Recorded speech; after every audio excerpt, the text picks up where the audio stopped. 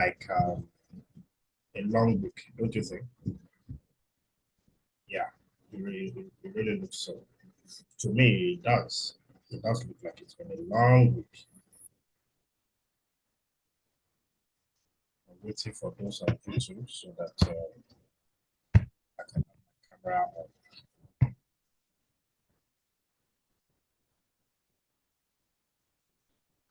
And then also we have our speaker today as well.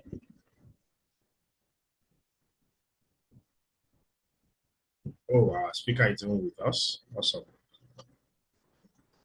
Our speaker for today is on the call as well.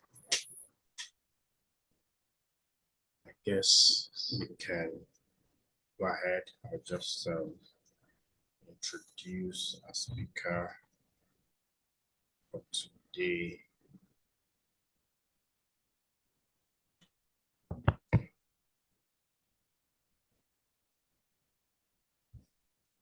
But I want to believe that you can see me now. You can see my face.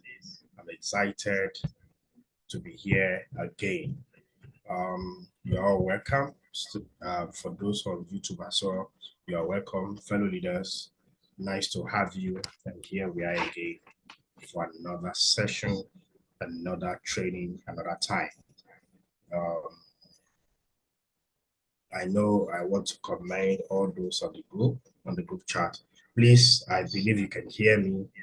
You can just put in the chat box for me to be sure so that I can introduce the speaker.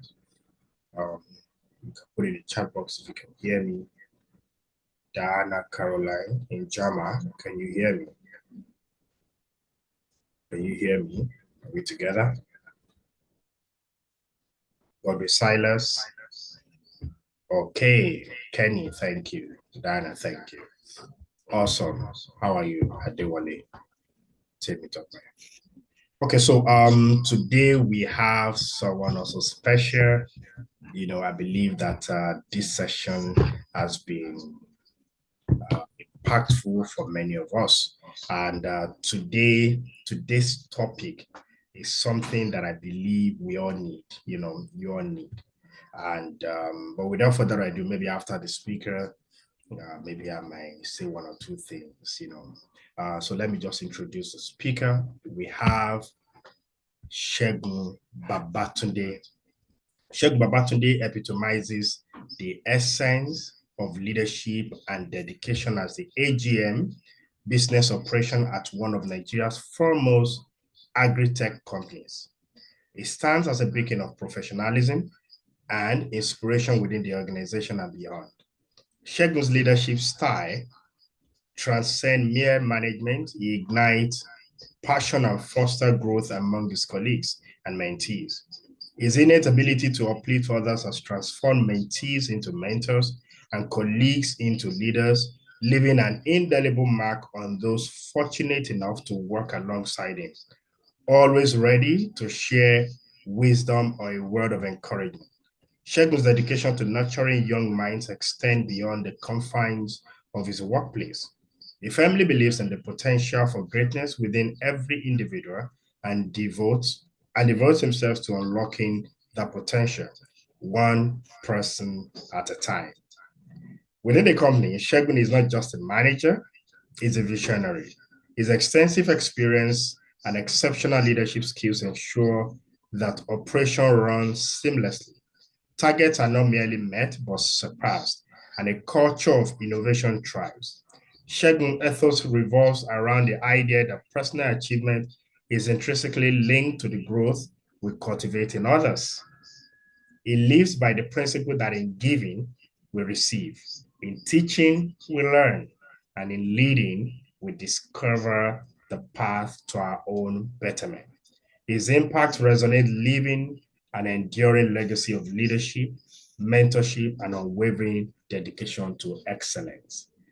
Please, with joy and excitement in the chat box, both of those of you on Zoom and on YouTube, can you please help me welcome Mr. Segun Babatunde? You are welcome, sir.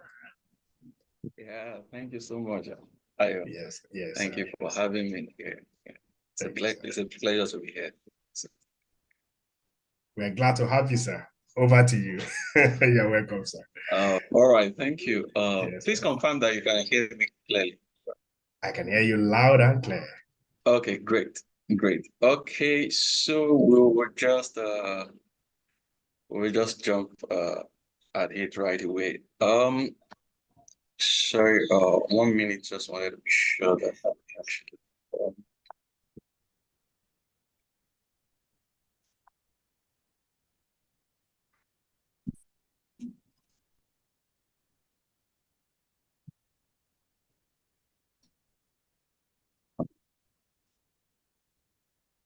all right, okay. Um, Please also all right, okay. So I'll be speaking on managing conflict and resolving disputes in family leadership. And then I believe this actually conference training is actually for leaders, and then people that are actually looking forward to being leaders, or people that are already leaders. And then um, so of course leadership actually it actually transcends just being leaders in your organization, place of work. It could be leaders in family, it could be leader in your church, it could be leader in your mosque, it could be leader in your community. So, but today we're looking at being a leader, being a leader in our families, and then also we're looking at how do we manage conflict and resolving dispute in family leadership. Because will there be conflict? Will there be dispute in families? Definitely. And I believe all of us actually are part of one family or the other. I mean, nobody actually drops from the sky. We all actually are a product of one family or the other. So, and then family is actually one of the most important organizations in the world, and it actually needs leadership. No matter where we find ourselves, no matter what business we engage in, no matter where we actually place of work and all that, we actually the first place where we actually start from, it's actually from the family. So that's how important. That's why family is actually one of the most important organizations in the world. And of course, from every family where we actually come from or we are part of, there there are one form of leadership or the other. They might not be structured leaders, the leadership, but then either we like it or not, we actually have leaders in our families. Each of the family we actually come from, starting from our immediate families, of course, quite a number of people have their fathers and their mothers, and then people that don't have biological fathers or mothers actually have some form of uh, parenthood, people that are actually responsible to while growing up. We have some form of people that actually they're like the one watching over them while growing up and all that they're responsible to. And then, so I'll just quickly define family. We all know what family is, but just to quickly define it, family actually can be defined as a group of individuals who are related by blood, marriage, adoption, or shared commitment, typically residing together and functioning as a unit. Of course, family could be biological, it could be non-biological. There are a lot of people that are not actually related with family biologically, probably adopted, or they just find their way into the family one way or the other, and then they become part of that family. Of course, and then the different type of family that we have as well. There's nuclear family, which is one man, one woman, and their children. There's extended family. There's single parent family where either the father or the mother is actually responsible for the family. Probably wife is late, or they're separate, or the husband is late, or the parent actually separated. And then of course we have step family, and then the likes, the grandparent family and all that, which each one of us actually belong to, be that in any way, in any form. Um, and then that takes me to what is family leadership. And then family leadership is actually the process of guiding and managing a family unit or a family owned maybe business with a focus to foster unity and making decisions, setting goals, and ensuring the well-being and success of all family members that are actually involved. So family, people will be related based on as a family unit, or of course, they could have a family-owned business which they're also involved in. And then there are specific people that are actually responsible of leading this unit, or the could be, family as a whole. It could be business, family-owned business that people are actually responsible of leading. And then, of course, in this part of the world, probably generally all over the world, of course, we have the extended family, where we have the uncles leading the extended family, like some form, they call them, like in Yoruba, they call them Oloriebi. So a group of family, the unit coming together, and then of course they are related either by blood or non-biological, but they form a larger family, and then they have somebody that actually leading the family. They have people that are maybe some elderly people. Usually, it's actually the eldest person that actually lead the family, that the head of the family. Of course, in the nuclear family, we have the father and the mother, and then in the instance where the father is late, usually you see the first male child stepping in to be the leader of the family, or the first child could be the male or female. But in some families, actually the first male that will step in as the leader of the family, space the first born that will step in, and so on and so forth. So because they are leaders in each family constituency, you see, either the extended or the nuclear family. And then definitely, because family involves more than one person, it's getting into 2, 3, and when you begin to have 2, 3, 4, 5, 6, and so on, so forth, being together, there will always be conflict. At some point, there might be dispute. Because there's no way you have people coming together. We experience it at a place of work as well. And then where, of course, you're working, sometimes you have conflict with your colleague, and all that. So it starts from the family. We have conflict in family, definitely it will definitely happen. But then how do we manage it as leaders? How do we manage and resolve conflict within our families, within our how do we manage disputes within our family, either the larger family or the nuclear family? And then, so I'll just quickly define what conflict is. Conflict is actually it's actually a disagreement or clash between two or more parties who have the differing interests, goals, values, and belief. Of course, so that's conflict. It's actually disagreement or clash. Like I said, we always have clash. It's said between two or more parties. So when it's involved two people, two or more people, there always be there. Sometimes there'll be conflict, definitely. And then why dispute? On the other hand, it actually refers to conflict or disagreement that has escalated to a point where it involves a formal process or dispute resolution process. Of course, at some point, sometimes it actually involves the legal or procedural framework for resolution, whereby you engage in mediators, arbitrators, and then probably litigation to actually resolve dispute. So dispute is actually a higher, conflict. It's actually a conflict that actually escalated and requires some formal intervention or resolution, whereas a conflict is just a disagreement or clash that can easily be settled among the family or unit or community. And then, so now I haven't explained what dispute and conflict is, and then the difference between conflict and dispute. We want to talk about what does family leadership conflict means. What is a family leadership conflict? That's the conflict between in between amongst leaders in the family or among family in general.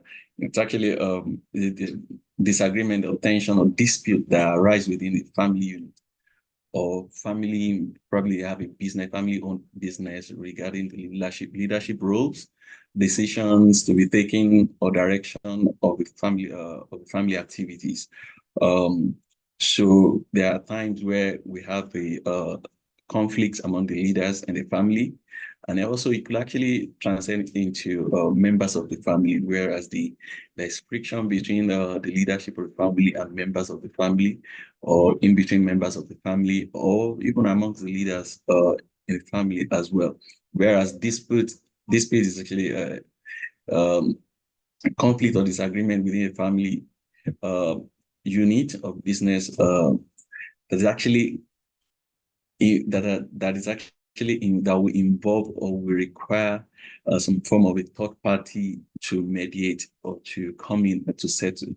But sometimes even dispute can actually be settled by family members or leaders or people that are actually part of the family. They can actually decide to resolve this, but sometimes at some point, it could actually go beyond them resolving this thing. There are a lot of things that actually contribute to that. There are a lot of things that could actually bring about dispute in the family. We get into that as we move on.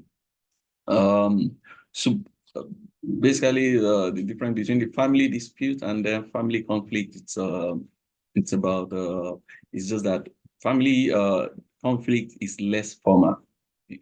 It may arise from day-to-day disagreement, or somebody offends you in the family and all that, and then that can easily be resolved.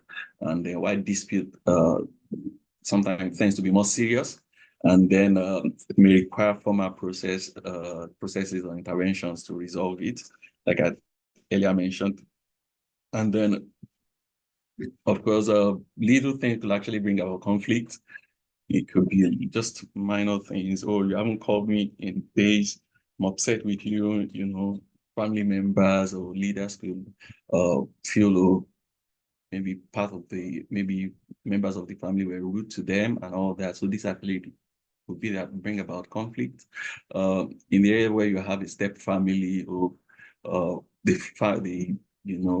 children of the particular mother, who say, or the children of the other mother were actually rude to them or rude to their mom. So this will actually bring about conflict, which could easily be settled by the leaders of that family, usually like the father, the mother, and all that can step in to resolve all that. But then when it's getting to dispute, it's more complex. And then if care is not taken, and and then things actually slip out of hand, and it could involve uh, arbitrators, and then either legal actions to actually be taken. And then to resolve either dispute or conflicts, actually, it's more around communication, which actually we get to as we go on. Communication will actually resolve these. And then if we have a very good communication in place, it could actually resolve it. We move into important. Why is it so important that we actually manage conflict and dispute in regarding family leadership? Of course, family leaders are actually responsible to ensure that the family actually work together in unity, ensuring that things are actually working for the family. Because, like I earlier said, we are all product of the family, and the nation is actually a product of the family. So if the family is running well, or we're able to develop well from having a good culture and values from the family where we grow up from. And then, of course, we could be easily we could be assured that the country is going to do well. Like I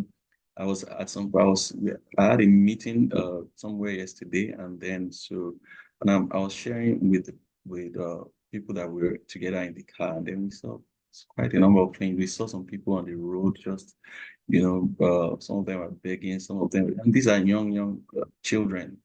And I was like, if care is not very, if good care is not taken, and to look into all these, sometimes we could pray, we could fast and say, God, change our nation, but all these little things actually contribute to the issues that we actually have as a country. Major part of this is illiteracy. All these young children, they are not in school. Some of them don't even, some of them don't even want, they left their family, they left home. Probably they actually, some of them are sleeping on the road and all that. And if we don't pay attention to all this, if government doesn't really do much about it, and then it's going to escalate, and then we'll just keep praying for a changed country, like our own country. To check all that other nations of the world, especially the developed nation, you know that one critical thing that they actually pay attention to is family. They pay attention to family. They don't actually joke with family. They don't joke with their children. If your children are in school in the developed country and they don't attend school, they don't go to school in a day, of course, you get a letter from the school why they are not in school. And then you will hardly find children roaming around the street. They're always in school. And then you can see the culture they have. Everything just starts from the family. You see, if you see street light abroad that has been installed for years, like some of the street lights, some of the amenities that we see on the facilities we see on the road, in the environment, they've been installed like years, over 20 years, 30 years ago, and you will still see them maintaining it. They're still there. Not that somebody will be going there to say, I want to steal this thing, or they want to just damage it unnecessarily. It has to do with illiteracy. If children are well cultured and they grow up in a family that actually looks after them, of course, it then transcends into being impacting the nation where we live in, which actually a larger family. The nation where we live in a nation that we are a part of that larger family. And these are things that actually contribute into what our environment looks like, what our country what will become of our country in the future, or where we are going into. And then that brings us to the importance of managing conflict and dispute in the family as leaders. A lot of children actually left the family, left home because of the dispute between their father and mother. Some family members are not involved in what is happening in the larger family because of dispute amongst their parents. My parent is not in good time with with uh, his with their sisters, with their brothers, and all that, and which actually degenerating into the generation that are actually coming after these leaders of the family, who are actually the parents. So it is very crucial that conflict and dispute are well managed in the family, among the family leaders, and then this will actually foster nurturing family culture and values. Like I explained, the values, the culture we actually grow up with, or we develop as a family, we then transcend into what we're going to be seeing in our nations. In the nation where we actually live in, we are going to be it starts from the family. And it is very, very important as family leaders, and then as family as a whole, that we all resolve conflict or dispute amicably amongst the family. And then the other thing is um, family leaders often they act as a mediator and during this disagreement and conflict within the family, and then they are there to resolve, there to mediate and resolve every issues that will come up in the family. That they are responsible for ensuring that conflict and dispute are well managed in the family. Another thing is financial stewardship and planning. Of course, leaders of the family, they're responsible for the finances of the family. Like the parent, father, and mother, they're responsible for taking care of the family financially, taking care of the children, ensuring that things are actually moving and all that. And if these leaders in the family are not functioning, they are not together, they have issues. Of course, things might not go the way it should be. Things might not go the way it should be. So it's highly important that we manage and resolve conflict and the dispute in family are actually resolved, because for educational purposes and development in the family. Like I said, major problem we have as a nation is level of illiteracy. If you go to some part of this country, I don't want to begin to mention names or the states and all that, but if you go to some part in this nation, Nigeria, you see some children don't even go to school. They are on the road begging and all that, which is actually affecting, or in the future, definitely is going to affect us as a nation.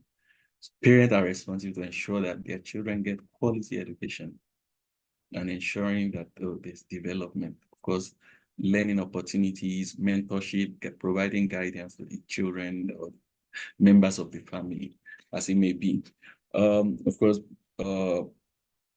it helps managing conflict and dispute. It actually helps to prioritize the well-being and welfare of the family members, because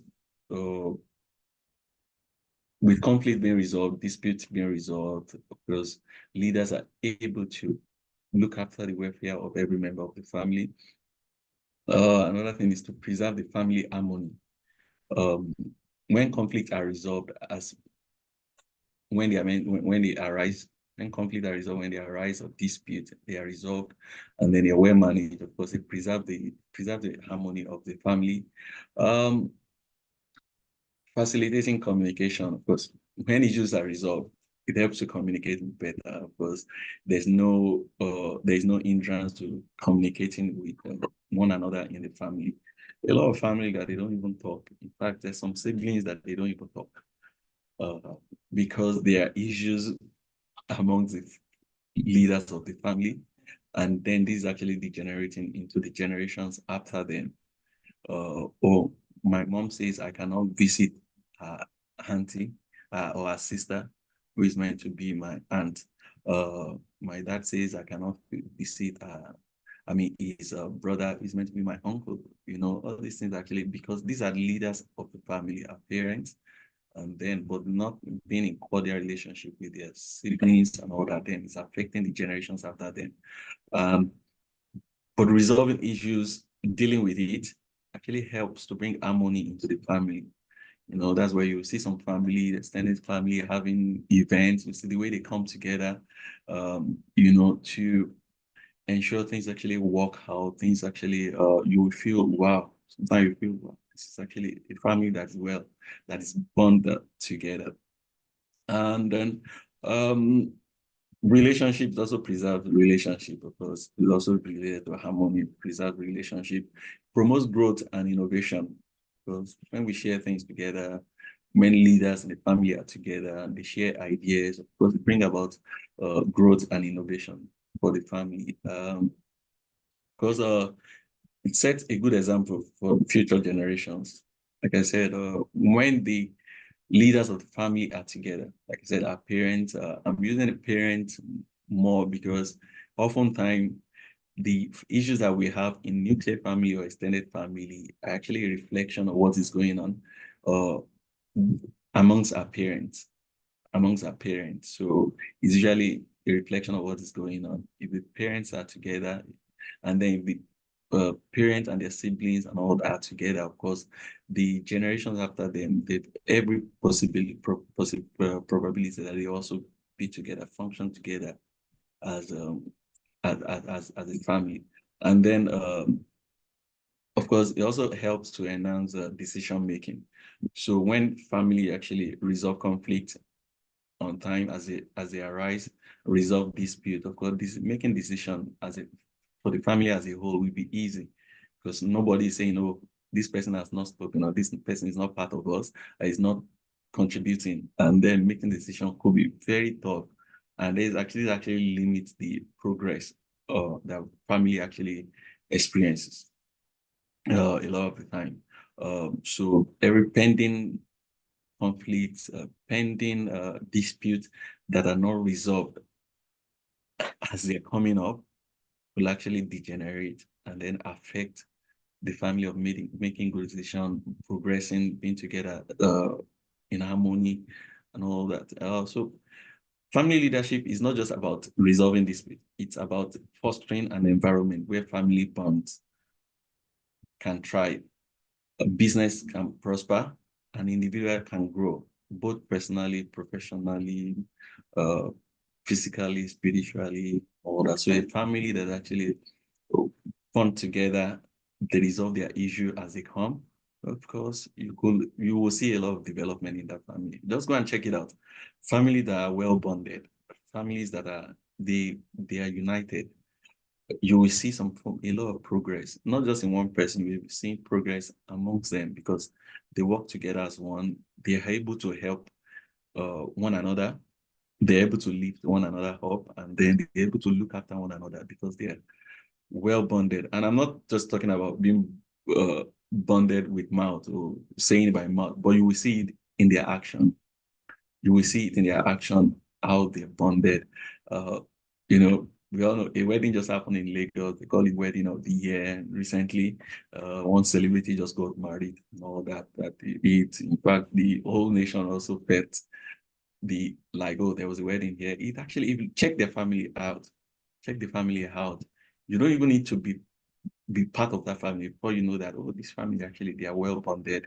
The way they relate, we've seen it online on social media a lot of times, the way that family relates, the way they, you will see the way they relate. You know that this family, they're well bonded. So when they make things happen, when things like that happen, and then the noise is all over, you will know that there's something unique about them. There's something, and that's why they could actually make that kind of impact. And then, yeah, so that's the impact of resolving conflict, ensuring the harmony, and ensuring that families are actually bonded together, and then ensuring that we prevent a conflict. We can only prevent, definitely conflict will always happen. Dispute will always also will also happen. But how do we prevent them? How do we try to curb them? Or how do we deal with them whenever they arise? It's actually the main important thing. So, what are the causes or types of family leadership conflict and dispute? Of course, I have a communication breakdown with a cause of it's actually the major cause of conflict, family leadership conflict and dispute communication, where even between husband and wife, when communication is not at where it should be, when there's no good communication between husband and wife, of course there will be conflict. There'll be conflict.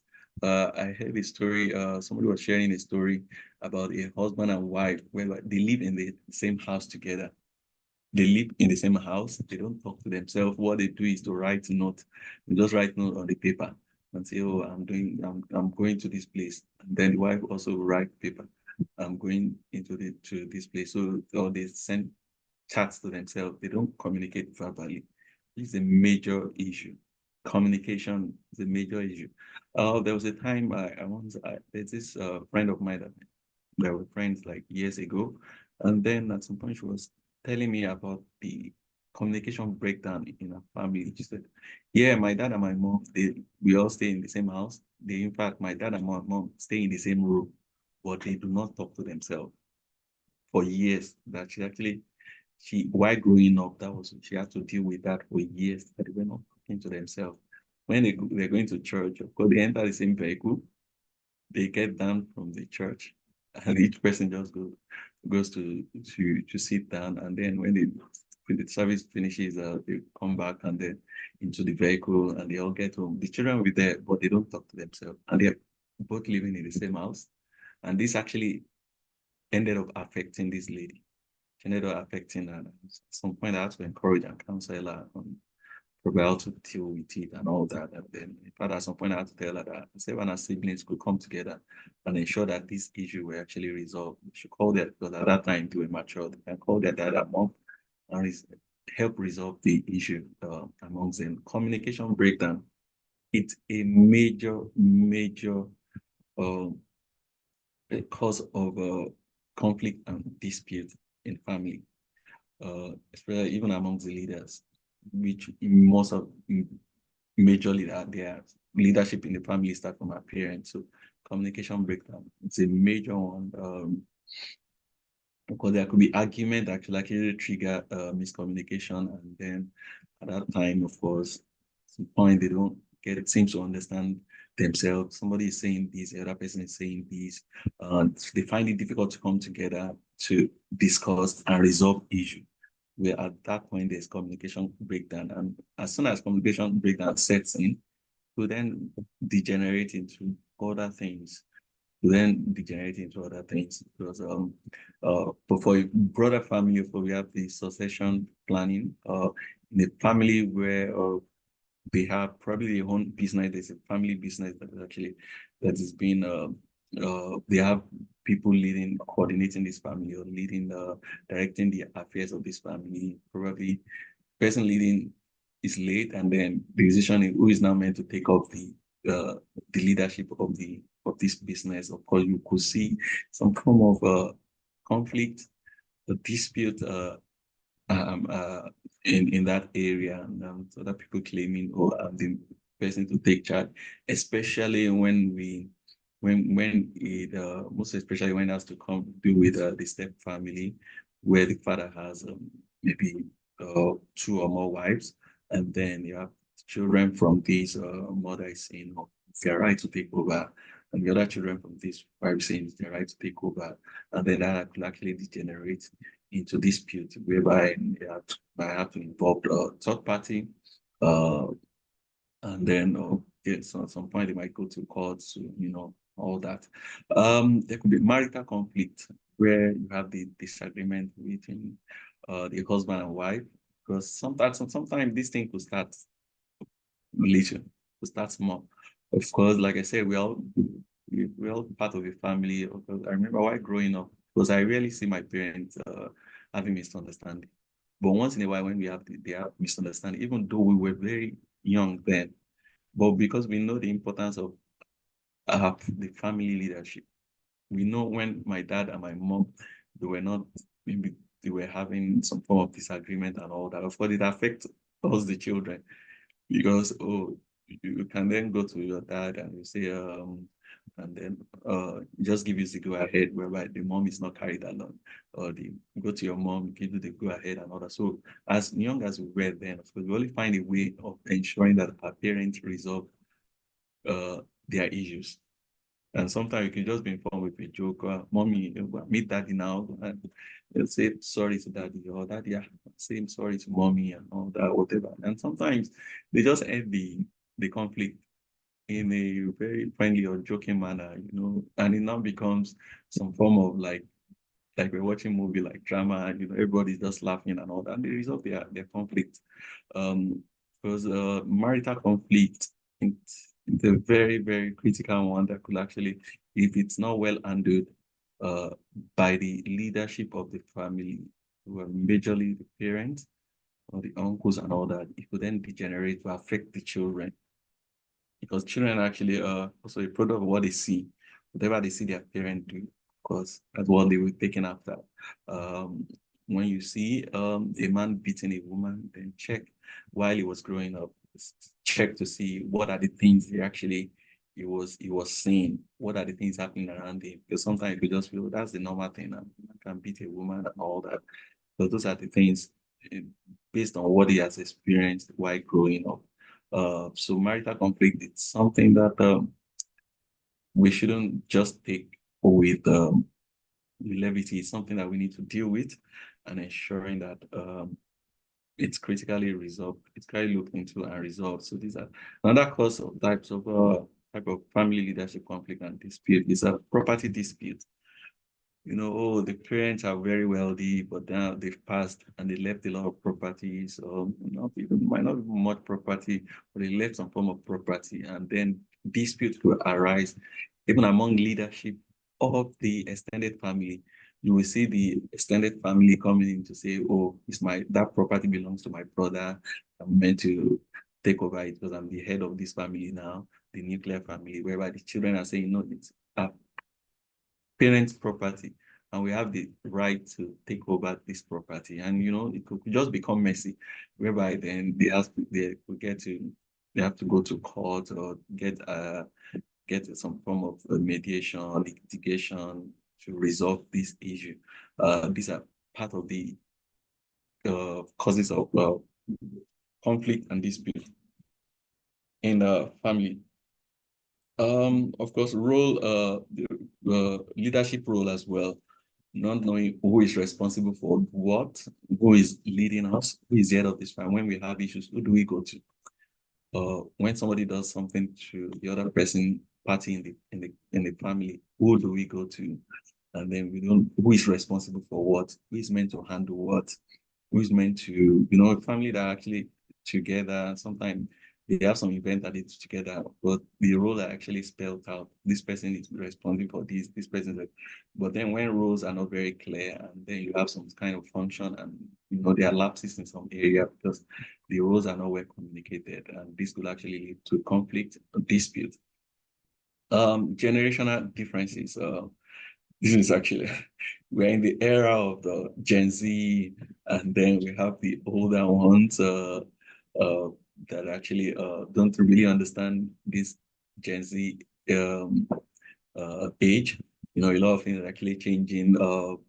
Things are changing rapidly. That technology is taking over a lot of things, and the new generation are actually already falling into these. I mean, just aligning with the technology age, whereby the older age are still struggling to get it. So when the new generation is saying, "Oh, this is how we're doing it," I mean, the way they think fast, the way they do their things fast, whereby the older generation are still waiting, they're still thinking about it to see, oh, okay, what's the next step? The new generation are already, with the aid of technology, they know what to do. And then so there's that conflict between the old generation and the new generation.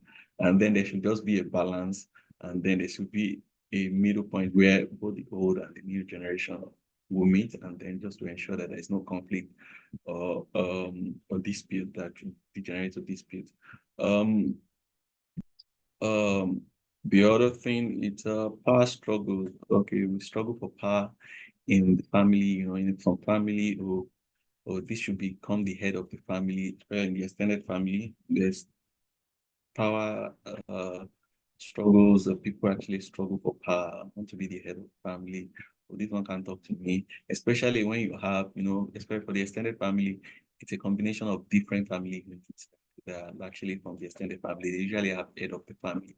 There's some time whereby because this person is born in the same month and the same year with this other person, maybe just a difference of a month in their age, or a week in their age, or 2 months or something, and then you're, oh, why can't I be the head of the family? We are age mate and all that. So all those things actually could degenerate into conflict. It could bring about conflict, and then if it is not well managed, could degenerate into dispute.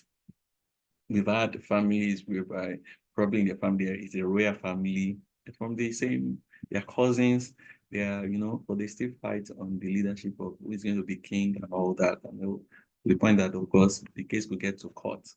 And then these are part of the struggle. These are part of the dispute or issues that families encounter. These are part of the issues that we have to deal with as a family, which could degenerate to dispute, and then we have to get third party to get involved to resolve. And then, of course, there could be financial concern as well. Of course, the financial status of some people could deprive them of being what they're meant to be in the family, even as small as a family unit where you have the father, the mother, and the children. While the children are growing up, maybe the younger one is doing better than the older one, and then decisions are going to be taken. But because this person is more influenced, the younger one is more influential than the older one. But people tend to just follow whatever the younger one says.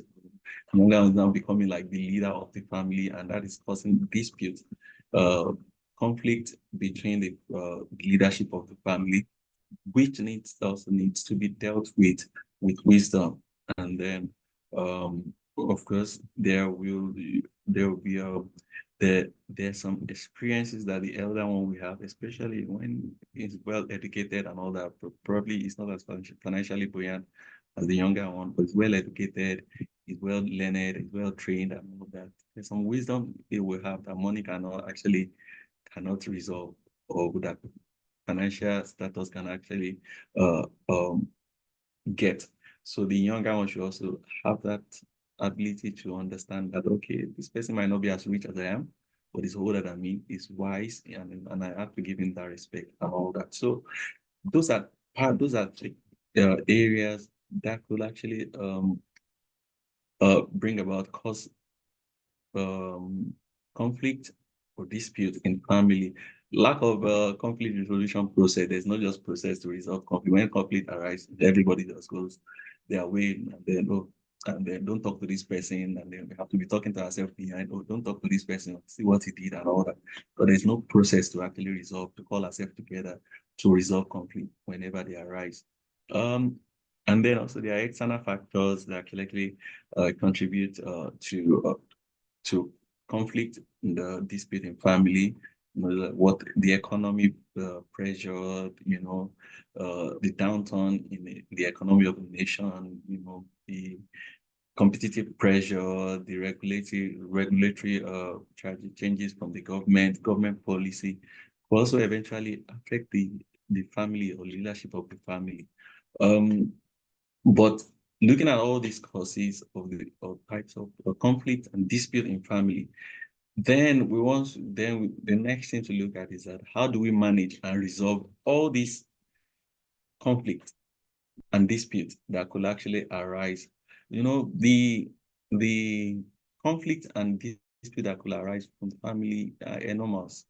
You can actually exhaust the list, because depending on the background, depending on the culture, the values of every family, there are conflicts or disputes that will arise that will actually that will go beyond human imagination. You'll be wondering, why do we have to get into this? Does it have to get into this? Something could have been resolved.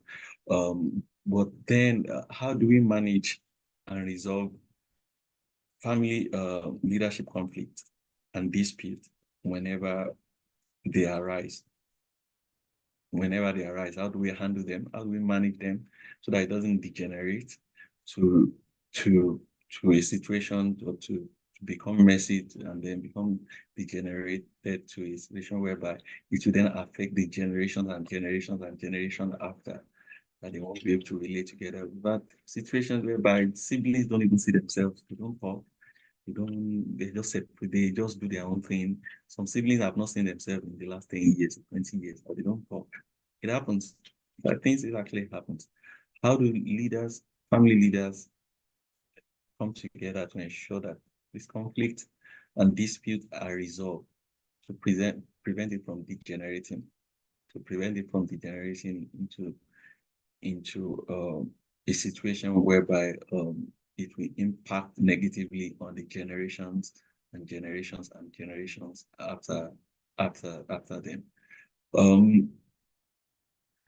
Of course, in dealing with family leadership conflict and disputes. So when I'm saying family leadership conflicts, of course, we've explained who are the leaders of the family, but also it includes the family members as well.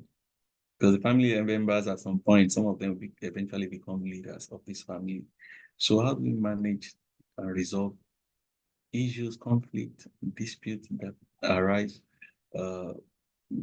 from the activities of this family? Of course, the first thing is to acknowledge and address emotions. We should recognize the dynamics and emotions that for the dynamics of each family, and we should understand that emotions often play a significant role in conflict. So we should just be very objective about it. I know that, of course, we are not all the same. We're not the same. Everyone has their own dynamics and all that. Everyone has their emotions. Emotions actually differs.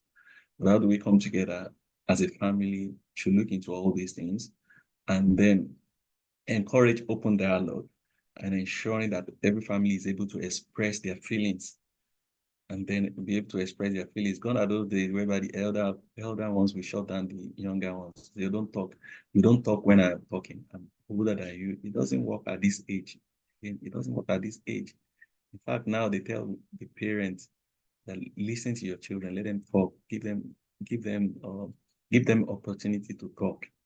Let them talk. And I was listening to one of the gospel minister in Nigeria. I think some of the upcoming gospel that's making wave now. He was talking about families that a lot of children grew up. A lot of us grew up not being bold, not having that confidence to actually deal with situations. Even at our place of work, the boldness is not there to talk to because the way we grew up. So the parents, when you want to talk, they'll shut you down. You don't talk when I'm talking. You wanted to express yourself, they say, you don't even have respect. I'm talking and you're still talking. And this is actually uh, affecting the confidence of younger ones while growing up. But we are at the age where children are going to be allowed to express themselves. Of course, we guide them how to talk, we guide them how to express themselves, but then giving them the opportunity to express themselves and then thereby building confidence in them. Um, and I think secondly is to establish a clear communication channel. Communication is very, very key in resolving and managing conflict and dispute. Communication. There must be a very clear communication channel whereby people can express themselves, whereby people can we can find a way to come together to resolve issues. There must just be a clear communication channel. It could be formal, it could be informal, it could be, I can have access to this person to discuss. And when issues come up, you could feel very free to actually talk to the person that you have an issues with in the family, and you guys resolve your issue. You need to involve other members of the family to just establish a clear communication channel where issues are actually dealt with and then in a transparent and effective manner. Communication is very key. Communication, it is very key in resolving family disputes and conflict. Communication, it's very key. It is very key.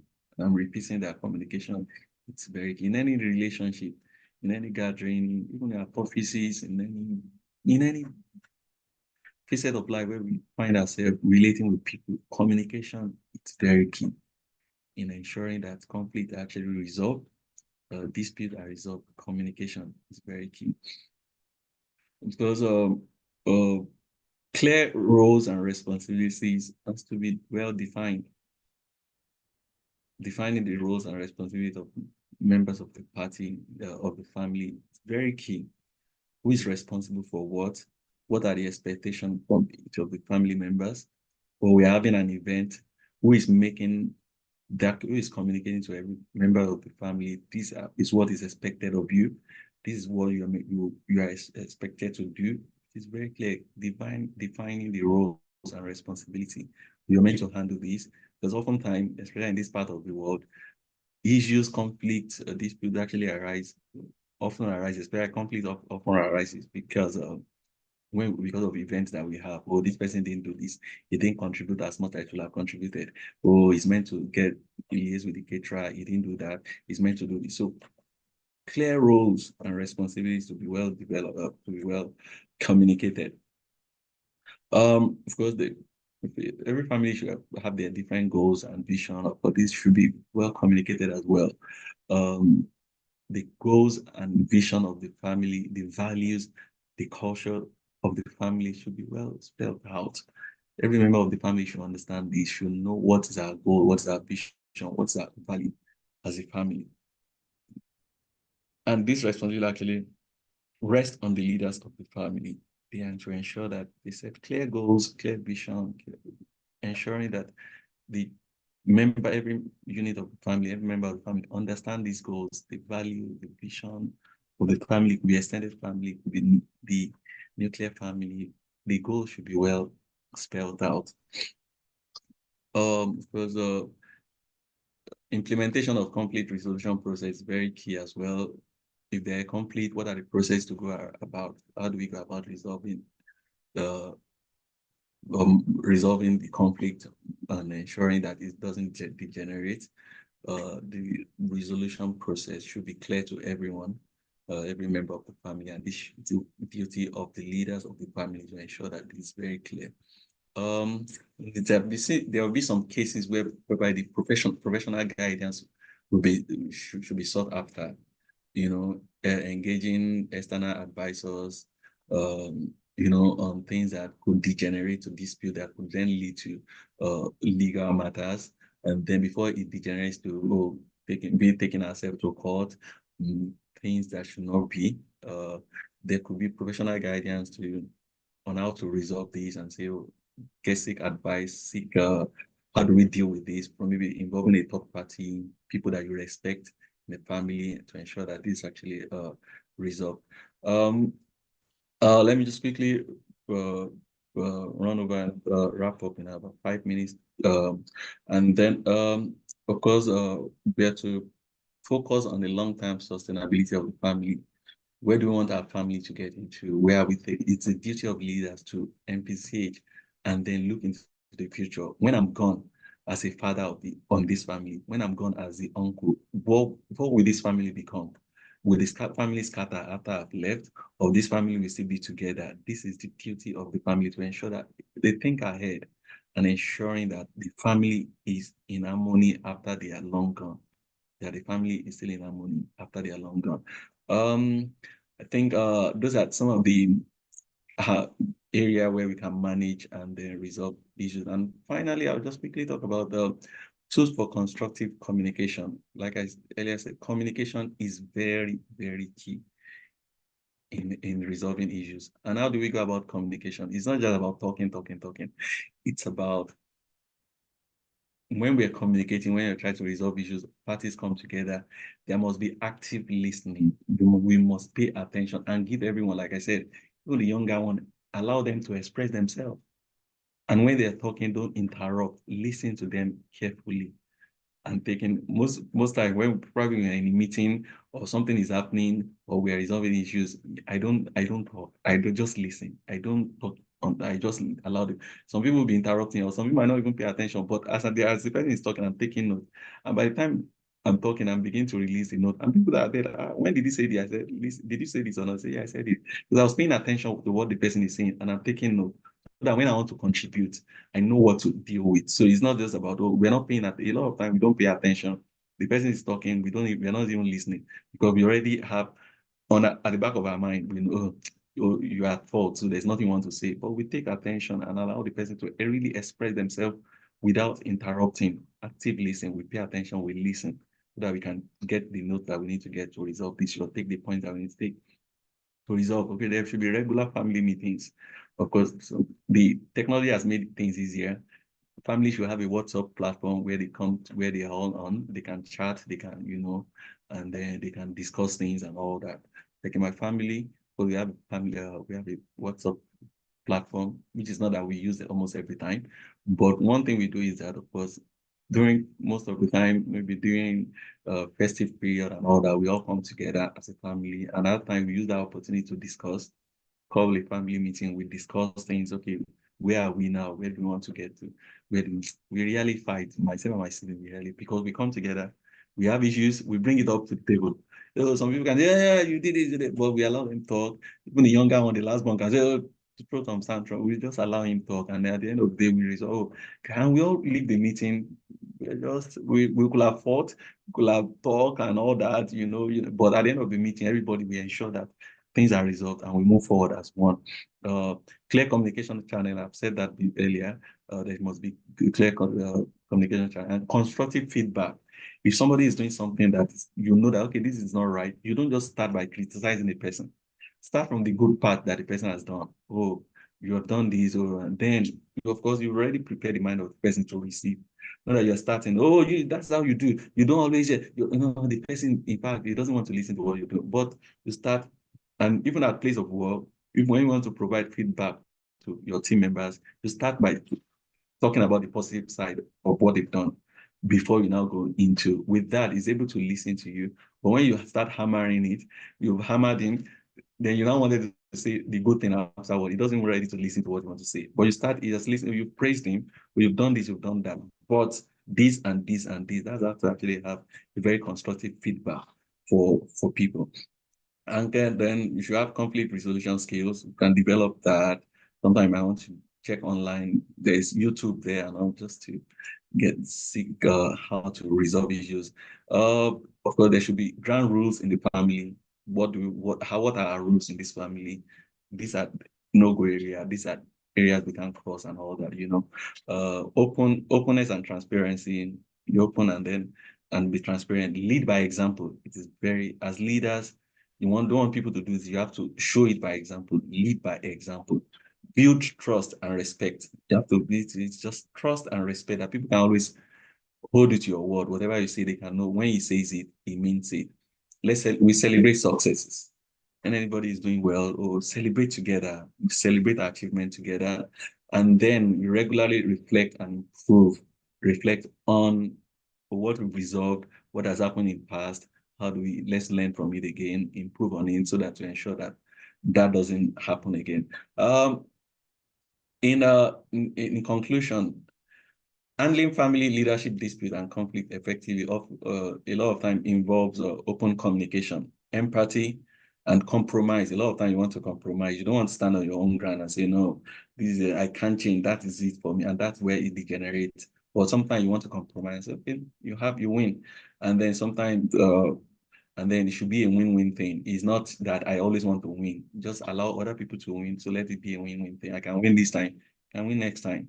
And then at some point, when it's now degenerating to dispute that you cannot handle again, or family can handle, you've involved the third party, they can't handle it. But I want to get mediators to get them involved, to listen to you, or not ready to go into the court. You can get go for arbitration, whereby they, just not actually taken to court and all that. And with that, they believe that managing conflict and dispute will be a lot easier, and then it won't degenerate to a point where people will not relate again in the family, and then which will eventually affect our nation. Thank you for your time. I appreciate the time allotted to me. I hope I was within 1 hour allotted to me. I think I was about spent like 55 minutes. Thank you, AY.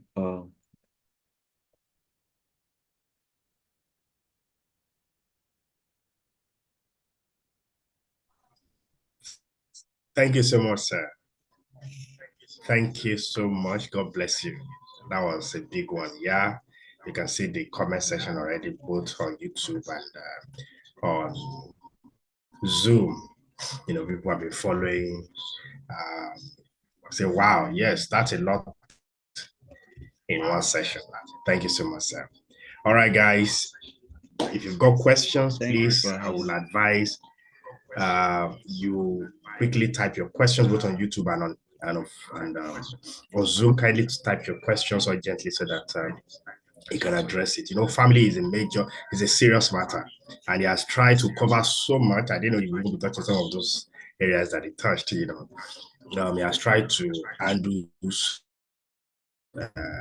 areas, in his session. Say thanks a lot. I've learned so much. Thank you so much. Thank you, sir. No, sir. All right. So if there are questions, please let your questions come in. Let your questions come in. Yes, that's a beautiful session. That's a beautiful session. If you've got issues in family and you're trying to say, okay, how can you resolve? You can ask your questions now. Otherwise, I might need to allow Mr. Segun. By the way, he's also a pastor. So Pastor Segun, Babatunde. It's odd for me saying Mr. Segun. So I have to just consciously say Mr. Segun. I call him Pastor Segun.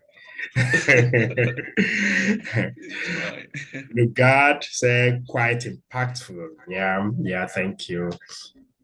Yes, thank you, everyone. Thank you so much. So if there's no question, I think I might need to release Pastor Segun to go. It's been a beautiful one, and sincerely, I look forward to seeing Pastor Segun again because he has really, really also impacted me on a personal level as well. I remember then when we used to have, when I used to take some young people, with friends who go out for a retreat, like camp ourselves for like 3 days or so, stay one place. And I remember inviting one of those days, and it was just sharing life experiences with us. You can see he's a soft spoken man. He's gentle, he's very calm, but this is how he is. He's a calm, saying it gently, the thing was hitting me like bullet and bullet. People were just like, "Oh my god!" So you have this experience. It's a beautiful one, and I look forward to bringing him again for different sessions, God willing. And if you look at his profile, maybe one of these days he will give us an opportunity to come and speak to us about business, about agriculture. You can see, because I know he has entered me something on that. In Nigeria, we're trying to. So maybe I'll reach out to him after today's chance.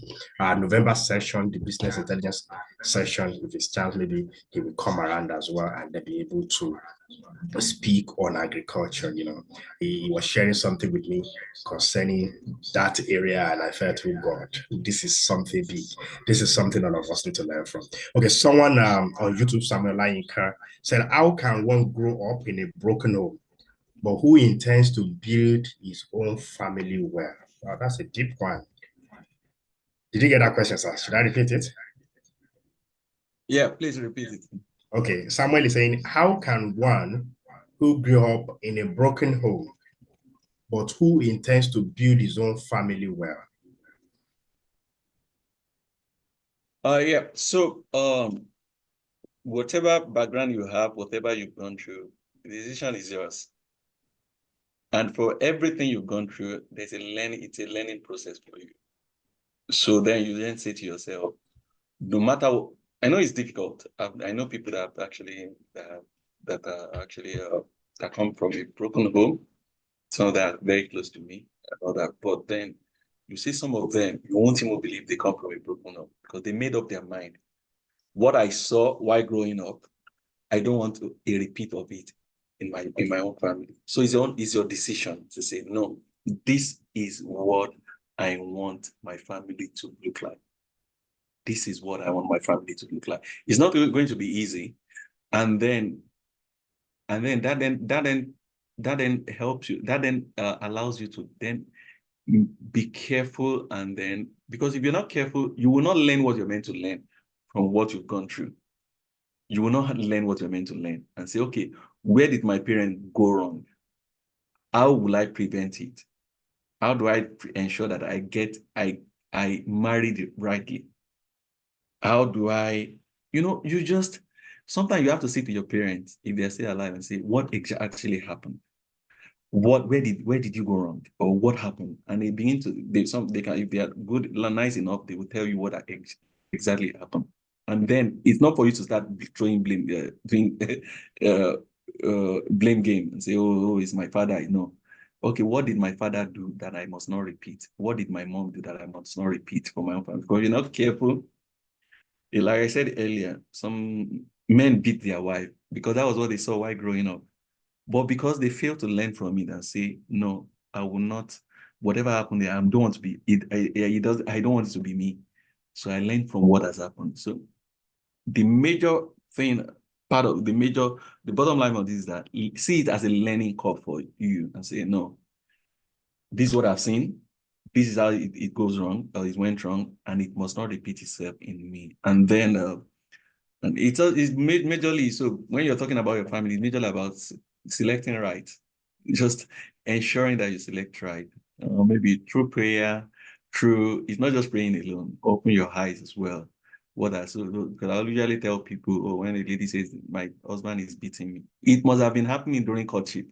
It's just that you're not paying attention to it. Maybe he didn't beat you, but you will see some sign that if you mess up, you will have been seeing the sign.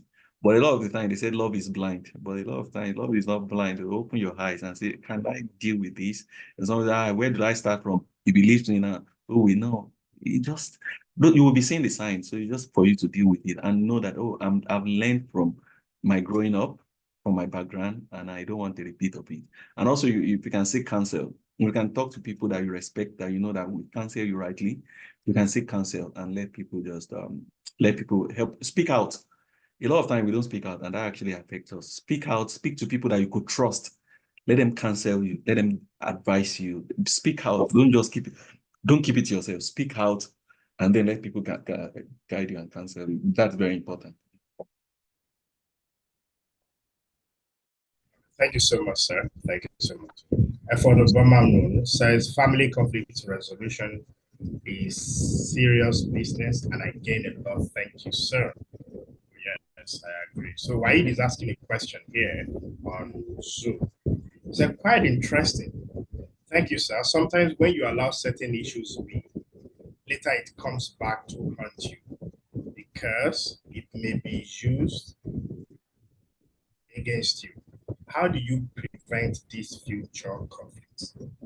Then he went on to say, and if this conflict comes up in future because it wasn't trashed then, what should both parties do to tackle it and prevent future occurrence?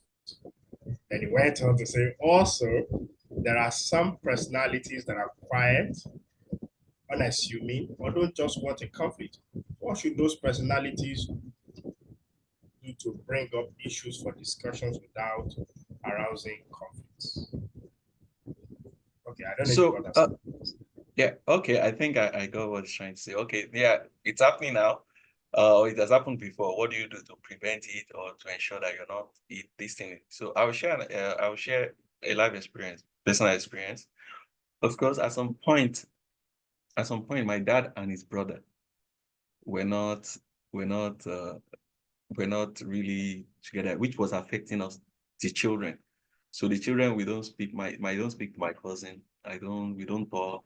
Then we just say ourselves, hello, hello, hello, you know. And so even one of my cousins, we attended the same school, secondary school. And they said, but we just say, hey, hey, hello, hello. But deep down, we knew that we were not, you know. But as I was growing up, I took it upon myself that no, I don't want to tread that path.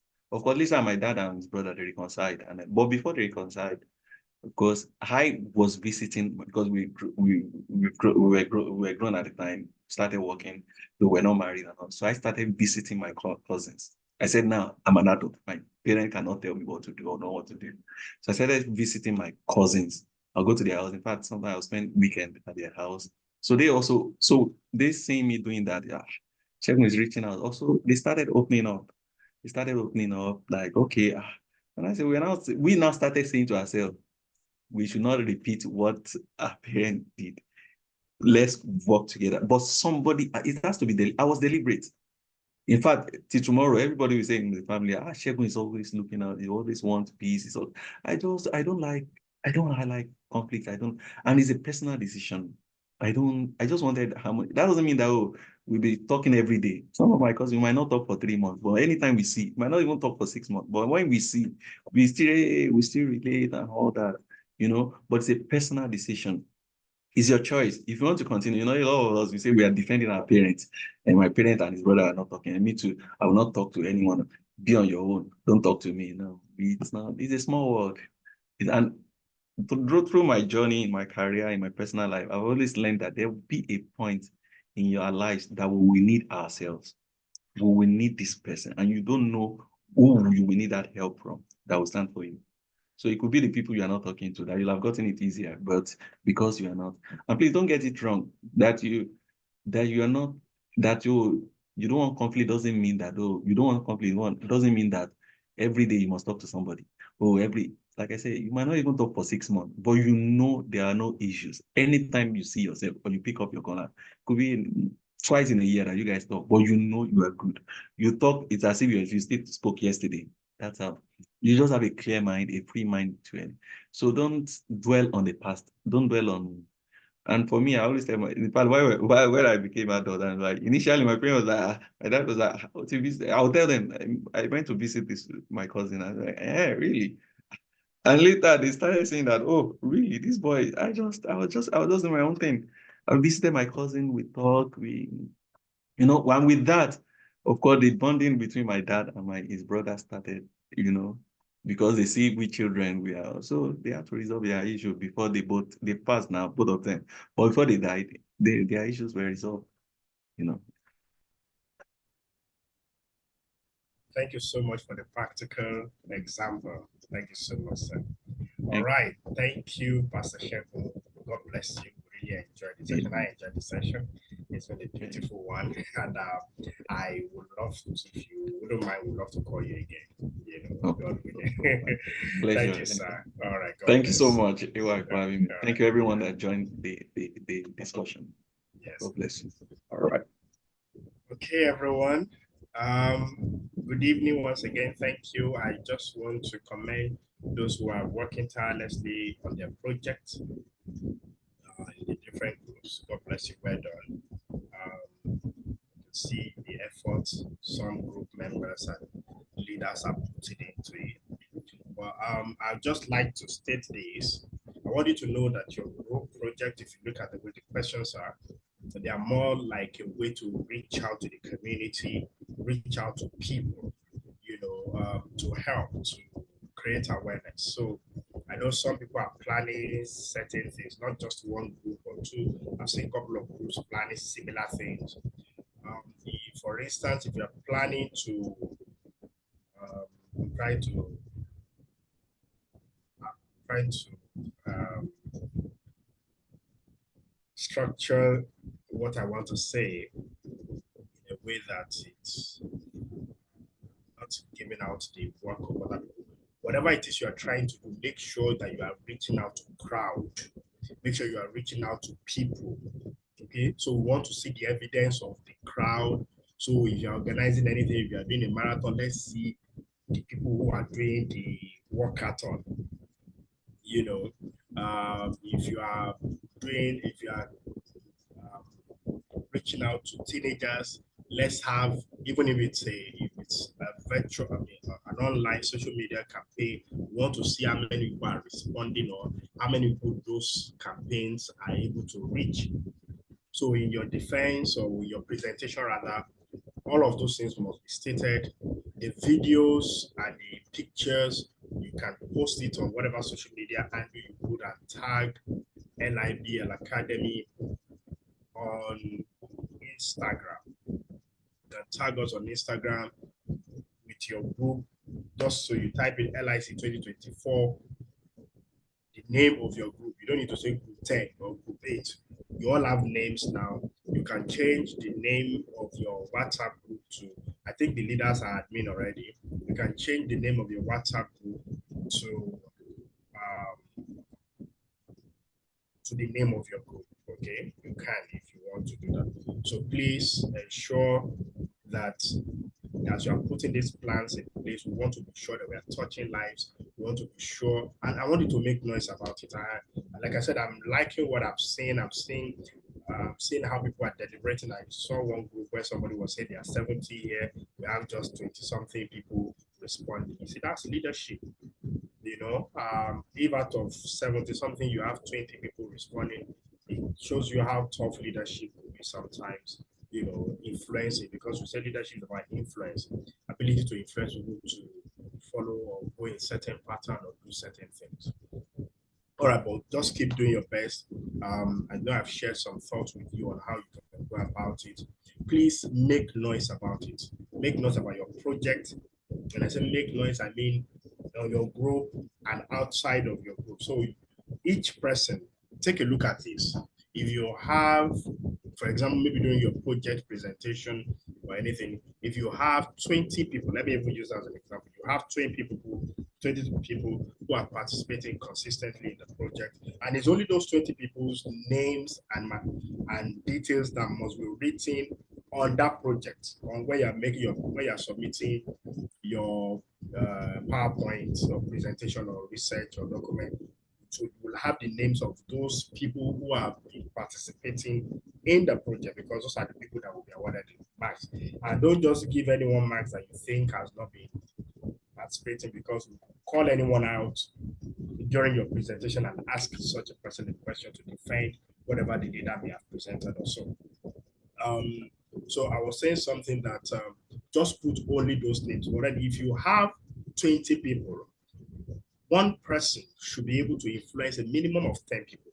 Not necessarily on that group. I'm saying that outside of the group, outside of LIC. So whatever project you want to do, leaders, you can give that mindset to your members and say, look, whatever it is you want to do, let me pick a name. Samuel Layinka on YouTube. So Samuel Layinka, supposing, I don't know what your group is, you can say Samuel Layinka, we have a social media handle. I mean, we have this campaign that we are doing. Samuel Layinka, how many people can you get to come and attend this online program? You should be able to guarantee me nothing less than 10.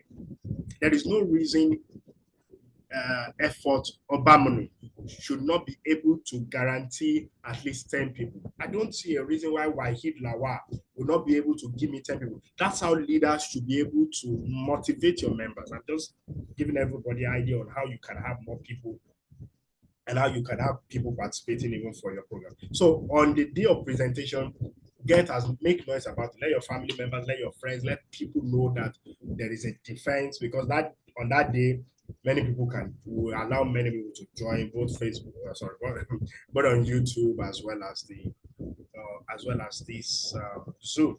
So please tell as many people, let them come in their thousands to join, to come for your training.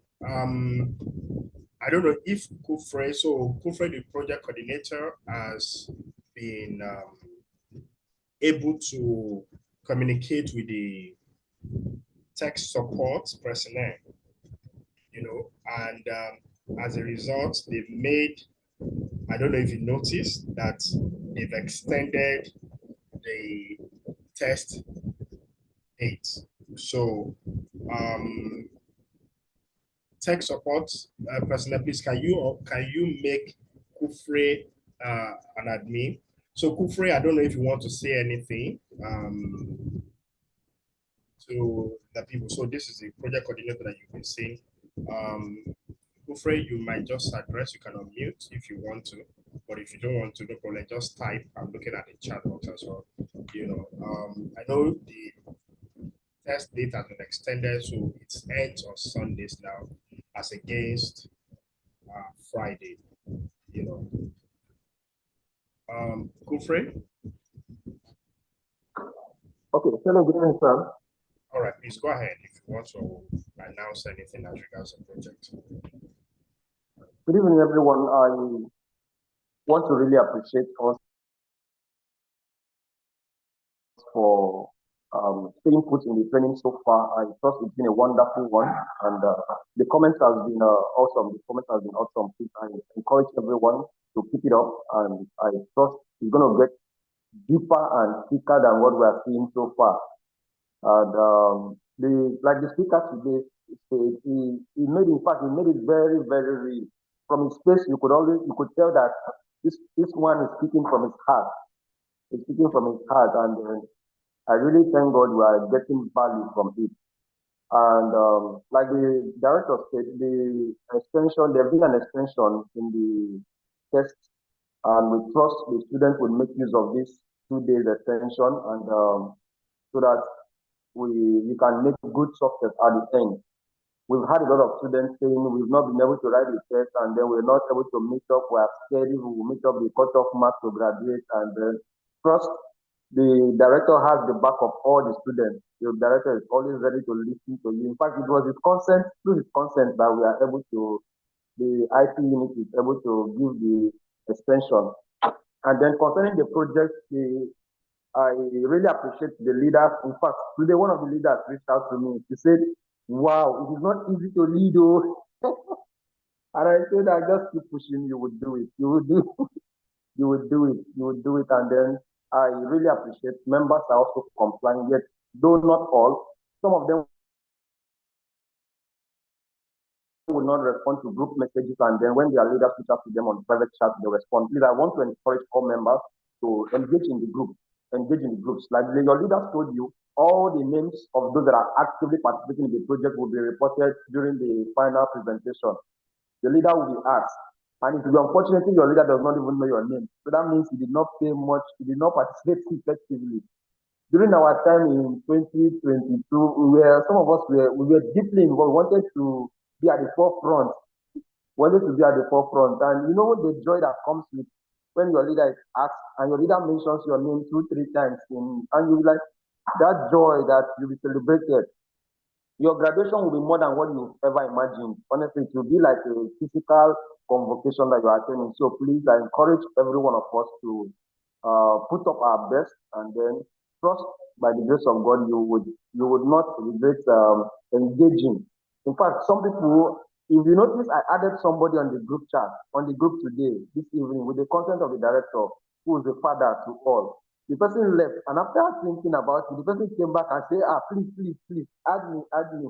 And through the person's group leader, we sought consent from the director and we added the person again, and the person is willing and ready to engage fully. So I encourage each and every one of us to please give in our all. Yes, we know it's a demanding period in our nation and in Africa at large and the world at large. But please don't give up, don't relent. The number is growing, the number is down. We want us to really encourage our members to please engage. You never can tell. The knowledge would not be a waste. Somebody shared with the director earlier, and the director shared with the team behind the scene how she was able to apply the knowledge she gained to resolve a dispute with her roommate. And that was the same thing that happened to me in 2022 when I engaged. I had a very big issue in the office, but I got in, I learned emotional intelligence, and I applied it directly in the office, and I was wow, can this really work like this? If it's one thing to learn, it's another thing to apply. It is in the application that you would appreciate the knowledge that you learn. So please, I encourage each and every one of us, please, don't just learn, make sure you apply. Look for ways to apply the knowledge. If you ask me today, I have my notebook where I wrote most of the notes I jotted down in 2020. And the ones we are still learning now, I still have my notes compiled as I'm watching the videos to set your questions and to gain the value also. I'm jotting down my notes also. I encourage us to please not to relent and then keep pushing. At the end, we'll celebrate ourselves. Thank you very much. I wish you all the best. Thank you very much, sir, for the opportunity, and thank you for the good work you've been doing. God bless you, sir. Thank you so much, sir. Now, you guys have attached a face to the project coordinator. He's awesome, honestly. Sometimes in the middle of the night, we are chatting on LIC. He's very, very diligent. Thank you. God bless you. And that's what leadership is about. I can't share all testimonies with you guys yet, but just know that you need to make the best use of the opportunity. During graduation, I think we'll still take pictures, we take group pictures. Convocation is December. I already said that. Convocation where both LIC, TLIC, BIC, TT, all of us will come together, or you're rounding off your program by the end of this month. And I also have good news for you.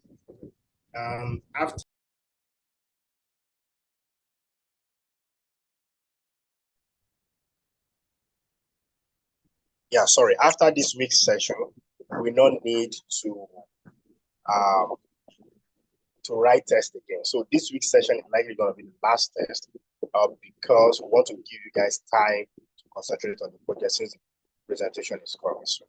All right, so more details tomorrow. God bless you. Good night, everyone. Bye-bye.